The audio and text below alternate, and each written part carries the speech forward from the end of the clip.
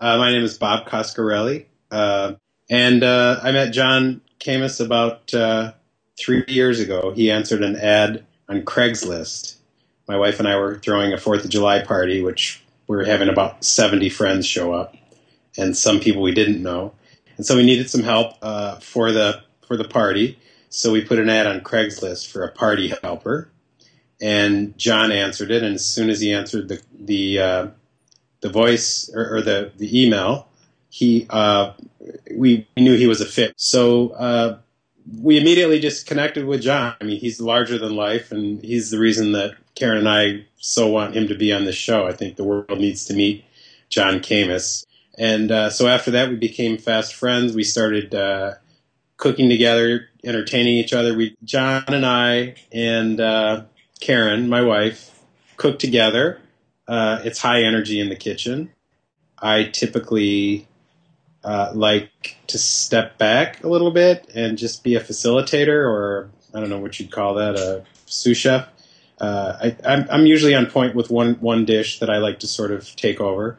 John especially has so many different ideas that taking a back seat to him is pretty simple, pretty easy for me to do. And John and I have worked together both on photography for his album, and then we were in L.A. shooting when he was recording his new record. And so he always has so many ideas that it's easy to just sort of follow in his coattails. So he's a bit of a maestro, and I probably describe myself more as like the first viola or the first trumpet. A lot of times it's just sort of based on, all right, what's the event? It's 4th of July, it's Valentine's Day. My wife's Karen Valentine, so that's an easy one.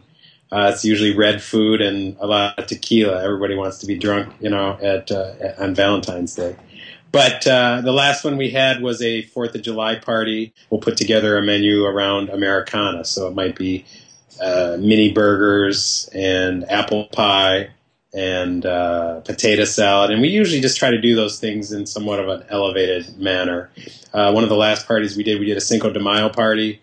And we like parties like that just because there's a lot of prep involved. And then, we did street tacos and margaritas for that one. Usually we'll look up a menu online or a recipe, and then we'll riff off of that and do our own interpretation of it. So we don't follow a lot of recipes. We usually use them as guidelines. But then finding a fun, innovative, silly way to serve it sometimes. So, our street tacos were all served in the plastic baskets with the paper that you get at, any sort of taco joint.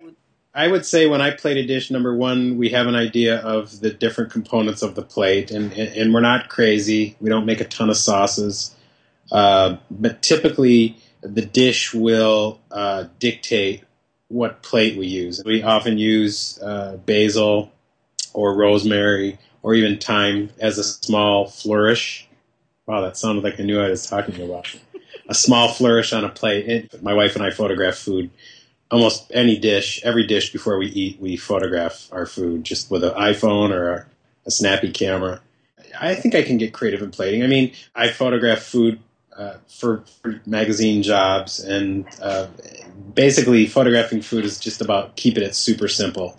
White plates, leave some space around the food, and then photograph it sort of in open shadow. And so basically, it's just hard when we're plating. Even dishes often on a Tuesday night when I'll sear some fish and cook some beans with some almonds with them or whatever. Those go on the plate and they look pretty to us, so we'll sort of make a special plate to photograph, and it's usually Karen's, and then we'll just photograph it very quickly.